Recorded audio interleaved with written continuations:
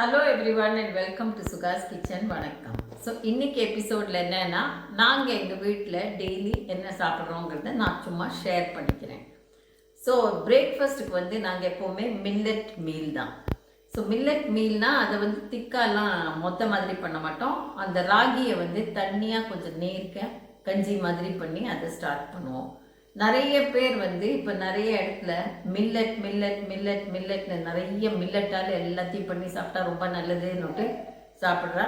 But அது actually அவ்வளோ நல்லதில்லை. இந்த கிராமத்து ஜனங்களே சொல்கிறது என்னன்னா, அவள் ரொம்ப இண்டிஜினஸாக ராகி சாமை எல்லாம் வளர்க்குறவா. அவள் சொல்கிறது என்னன்னா, எல்லா மீல்லையும் டெய்லி மில்லட்டை சாப்பிடக்கூடாது. ஏதாவது ஒரு மீலில் ஒரு நாளைக்கு ஒரு டைம் மில்லட்டை இன்க்ளூட் பண்ணிக்கணும்னு. அவள் நிறைய ஃபிசிக்கல் ஆக்டிவிட்டி வச்சுட்டுருக்கா. மாடை மேய்க்கிறது, மலை ஏறுறது, விறகு வெட்டுறது, அடுப்பு ஊதுறது எல்லாமே இருக்குது. இன்ஸ்பைட் ஆஃப் த ஃபேக்ட் அவள் வந்து டெய்லி ஒரு மீல் தான் மில்லட் சாப்பிடுவா. அவ்வளோதான் டைஜஸ்ட் ஆகும், அவ்வளோதான் நெசசரிங்கிறா. ஸோ அதையே நாங்களும் ஃபாலோ பண்ணிட்டு இருக்கோம். இல்லாட்டாலும் முன்னையே நாங்கள் வந்து கஞ்சி தான் குடிப்போம் பிரேக்ஃபாஸ்ட்டுக்கு. ஸோ இன்றைக்கி வந்து ராகி, இங்கேயே வளர்ந்த ராகி. ஸோ நல்லா இருக்குது ராகி பொடி.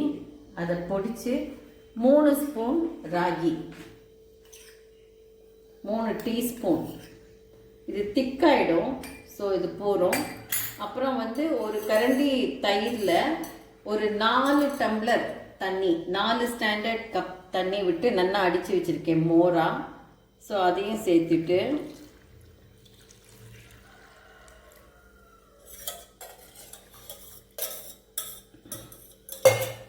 இங்கே வந்து இஞ்சி, வெந்தயம், பெருங்காயம், உப்பு, கருவேப்பிலை, மிளகா வத்தல் எல்லாத்தையும் சேர்த்து போட்டுண்டு,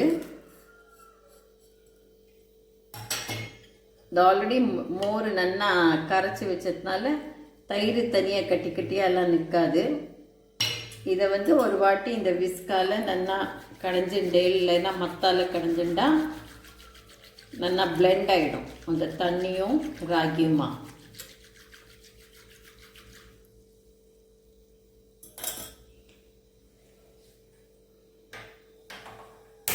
இப்போ அடுப்பு ஏற்றி இந்த கஞ்சி இதில் வச்சு இது நல்லா கொதிக்கணும்.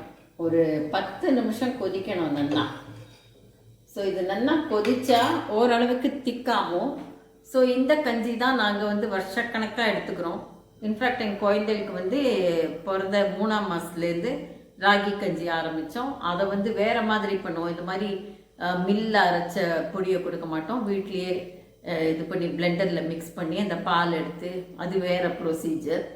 அதுக்கப்புறம் இந்த மாதிரி பண்ணியிருந்தோம். அதுக்கப்புறம் வந்து இந்த சத்து மாவுன்னுட்டு இதில் கொஞ்சம் பாசிப்பருப்பு, அரிசி, கோதுமை போட்டு அரைச்சி பண்ணியிருந்தோம். பட் எல்லா மில்லட்டையும் மிக்ஸ் பண்ணி எல்லாத்தையும் மிக்ஸ் பண்ணி ஒரே சத்து மாவாக சாப்பிட்ணுங்கிறது வந்து அவ்வளோ அவசியம் இல்லைன்னு எங்களுக்கு தோணும். முன்னையே நாங்கள் சின்ன வயசுலேயே அந்த மில்லி மீல்னுட்டு ஒன்று ஆஃப்ரிக்காவில் கிடைக்கும். நாங்கள் ஆஃப்ரிக்காவில் இருந்தப்போ மாமா அதுதான் சாப்பிட்டுட்டு போவார் ஆஃபீஸ்க்கு. நானும் வந்து ஸ்கூலுக்கெல்லாம் இந்த கஞ்சியை தான் குடிச்சிட்டு போவோம். ஸோ தட் மத்தியானம் நம்ம லஞ்சுக்கு வந்து நல்ல பசி எடுக்கும், நிறைய வெஜிடபிள்ஸ் இன்க்ளூட் பண்ணிக்கலாம்னு. ஸோ இதுதான் எங்களோட பிரேக்ஃபாஸ்ட் மீல். இது கொதிச்சப்புறம் நான் காட்டுறேன். ஸோ 10 நிமிஷம் கொதிச்சாச்சு. இப்போ அடுப்பை அணைச்சி விடலாம். அடுப்பை அணைச்சிவிட்டு இறக்கி வச்சு இது கூட்டத்தில் இந்த நட்ஸு, பாதாம், பிஸ்தா, cashew, pumpkin seeds, sunflower seeds எல்லாத்தையும் கலந்து வச்சுருக்கேன். அதையும் ஆட் பண்ணிக்கலாம் கஞ்சியோட. தனியாக ஃப்ரூட்ஸை சாப்பிட்லாம். Orange, banana and apple. என்ன ஃப்ரூட் சீசனில் கிடைக்கிறதோ அதை இன்க்ளூட் பண்ணிக்கலாம். பிரேக்ஃபாஸ்ட்டில் இது ஒரு எனர்ஜி பூஸ்டர். அண்ட் ராகியில் high fibre and iron. So எல்லாமே ஒரு பேலன்ஸ்ட் மீலாக இருக்கும் அந்த பிரேக்ஃபாஸ்ட் டிஷ். அண்ட் இதை வந்து எங்களுக்கு ரொம்ப யூஸ்ஃபுல்லாக இருந்ததுங்கிறதுனால நான் ஷேர் பண்ணியிருக்கேன். லஞ்சுக்கு அப்புறமா காட்டுறேன். ஸோ பிரேக்ஃபாஸ்ட் பார்த்தோம், ராகி கஞ்சி. அதுக்கப்புறம் இப்போ லஞ்சுக்கு வந்து என்னன்னா, சுட சுட சாதம், அப்புறம் வந்து கேப்சிகம் அண்ட் வீட்லேயே தயார் பண்ண பன்னீர், தக்காளி போட்டு ஒரு சும்மா சாட்டே பண்ணியிருக்கேன். இது வந்து தாளகம். இந்த ரெசிபி வந்து என்னோடய சேனலில் இருக்குது பாருங்க. பூசணிக்காய், சேனை, வாழைக்காய் எல்லாம் போட்டு வறுத்து அரைச்சி விட்டு ரொம்ப டேஸ்டியாக இருக்கும். இந்த மாதிரி மான்சூன் சீசனில், மழை காலத்தில் இந்த மாதிரி சாப்பிட்டா நல்லா இதமாக சூடாக நல்லா இருக்கும். அண்ட் இது வந்து கத்திரிக்காய் அண்ட் வெண்டைக்காய் பொரியல். இது கீரை மசியல், நெய், ஊறுகாய், பருப்பு. ஸோ சாப்பாடு தான், வேறு ஒன்றுமே இல்லையான்னு நினச்சிக்காதீங்க. பிரேக்ஃபாஸ்ட்டுக்கும் லஞ்சுக்கும் நடுவில் நிறைய ஆக்டிவிட்டீஸ் இருந்தது. முதல்ல இந்த மழை ரொம்ப கொட்டினதுனால வெளியில் போய் என்னென்ன இது ஆயிருக்கு, என்னென்ன செடியாக இருக்குதுன்னு பார்த்தா முருங்கை மரம்லாம் சாஞ்சி போயிடுத்து, விழுந்து போயிடுத்து. முருங்கை மரம் இனிமேல் திருப்பி ரிவைவ் பண்ணதுக்கு கொஞ்சம் டைம் ஆகும். பெப்பரை என்ன நான் பார்க்கல, இவ்வளோ மழை கொட்டினத்தில் பெப்பர் என்ன இருக்குது தெரியாது. அண்டு வந்து 2 தேங்காய் கிடச்சிது இந்த மாதிரி, அது விழுந்துருக்குது கீழே. கடாரங்காய் ரொம்ப நாள் கழிஞ்சு காய்ச்சிருக்கு இப்போது. ஸோ 2 காய் கிடச்சிது. இது வந்து நிறைய காய்ச்சல் இருந்தது. எவ்ரி டே 10 12 அந்த மாதிரி. அப்புறம் ஒரு ஆல்மோஸ்ட் ஒரு 8 9 மாதமாக ஒன்றுமே இல்லை.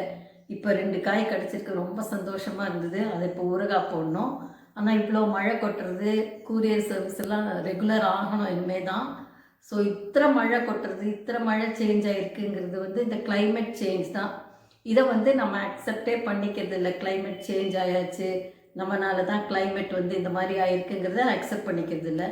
எப்போவுமே நம்ம வந்து என்ன பண்ணுறோன்னா, கவர்மெண்ட் பண்ணல, கவர்மெண்ட் பண்ணணும், கவர்மெண்ட் ரூல் போடணும்னு நமக்கு டொமெஸ்டிக் யூஸில், டொமெஸ்டிக் கன்சம்ஷனில், கன்சியூமரிசமில் நம்ம ஒரு கட்டுப்பாடு வச்சுருந்தா நம்ம ஈச் ஒன் வந்து கான்ட்ரிபியூட் பண்ணலாம் for better climate and better planet.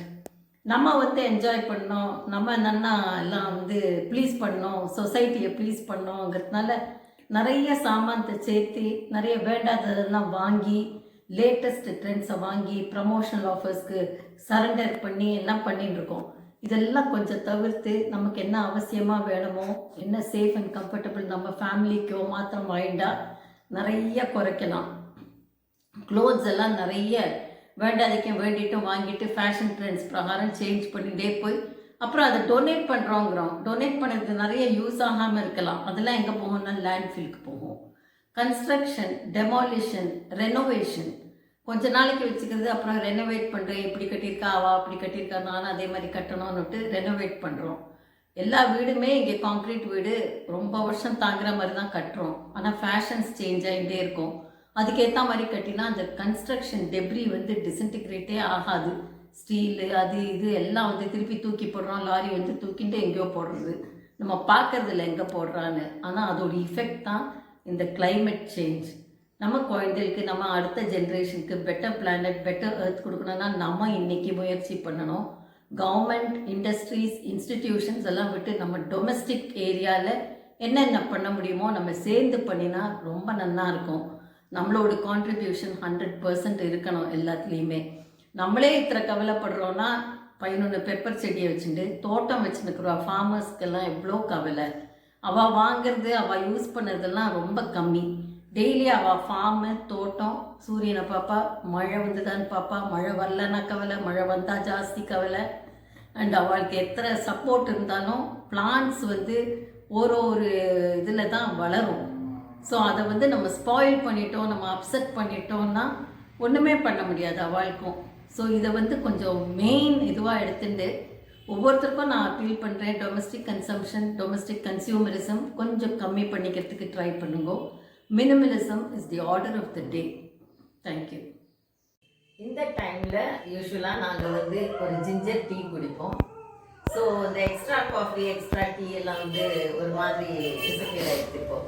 இப்போ அந்த 3 மணிலேருந்து 4 மணிக்குள்ளே இந்த மாதிரி டீ பண்ணி குடிச்சுட்டு, இப்போ இன்றைக்கி இந்த ஷெட் ரூமில் சில வேலையெல்லாம் இருக்குது. ஸோ அதை பார்த்துட்டே குடிச்சுட்டு இருக்கோம்.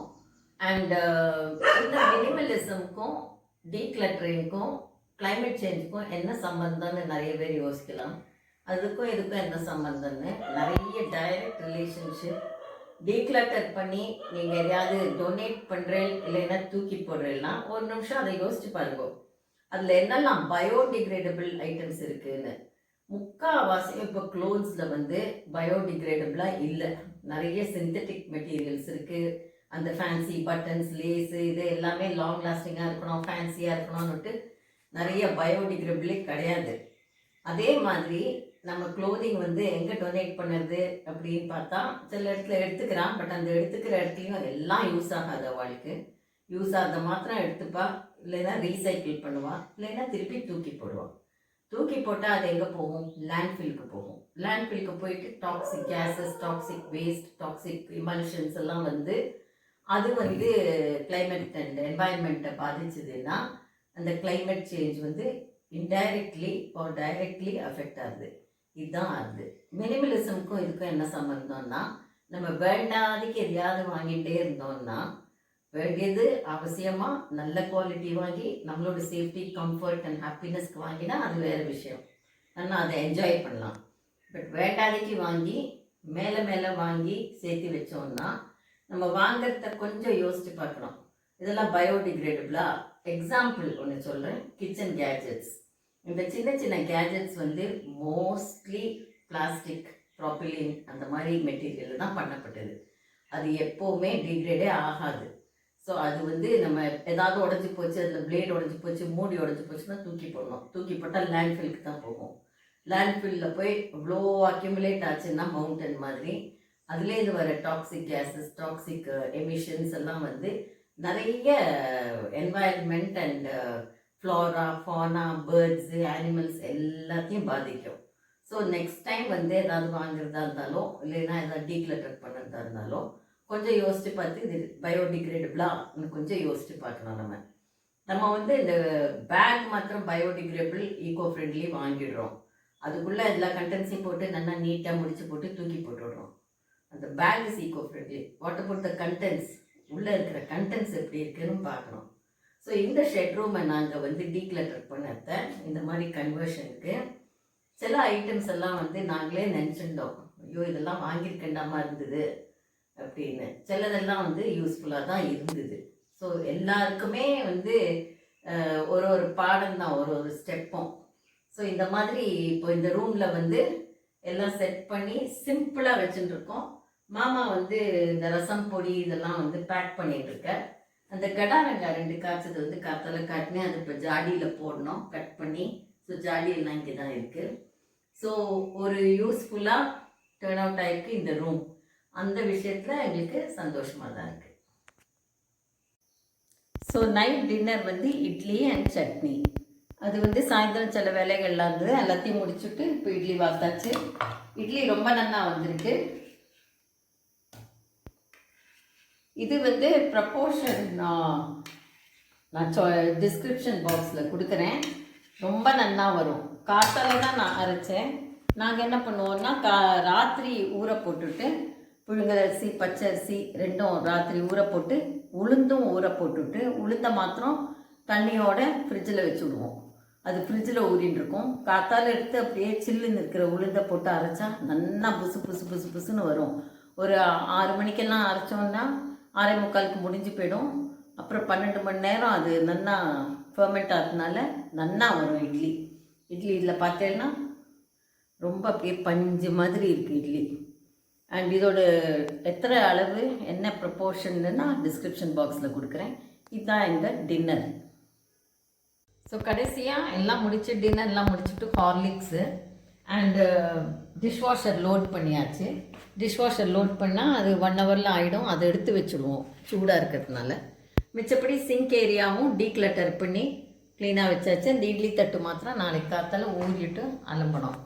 ஸோ இந்த மாதிரி கிச்சனையும் வந்து மேடையெல்லாம் க்ளீன் பண்ணி டீக்ளட்டர் பண்ணி வச்சுட்டா நமக்கு வந்து காத்தால் எழுந்திருக்கிறத நல்லா இருக்கும் பார்க்கறதுக்கு. நிறைய பேருக்கு இது முடியாமல் இருக்கலாம். பிகாஸ் வேலைக்கு போகிறவங்களுக்கு வந்து எல்லாம் அப்படியே தொடச்சி பிடிச்சி வச்சுக்கணும்னா கொஞ்சம் கஷ்டமாக இருக்கும். பட் அதுக்கேற்ற மாதிரி ஏதாவது ஒரு வழி பார்த்து இந்த மேடை சிங்க் ஏரியாவை டீக்ளட்டர் பண்ணிகிட்டே இருக்கிறது and keeping it clutter free ரொம்ப முக்கியமான விஷயம். ஸோ அதுக்கு வேறு ஏதாவது கொஞ்சம் அரேஞ்ச்மெண்ட் பண்ணிட்டும் பண்ணலாம் சௌரியமாக. ஸோ இந்த வீடியோ பிடிச்சிருந்தா சப்ஸ்கிரைப் பண்ணுங்க, ஷேர் பண்ணுங்க, லைக் பண்ணுங்க, கமெண்ட் பண்ணுங்க. தேங்க்யூ.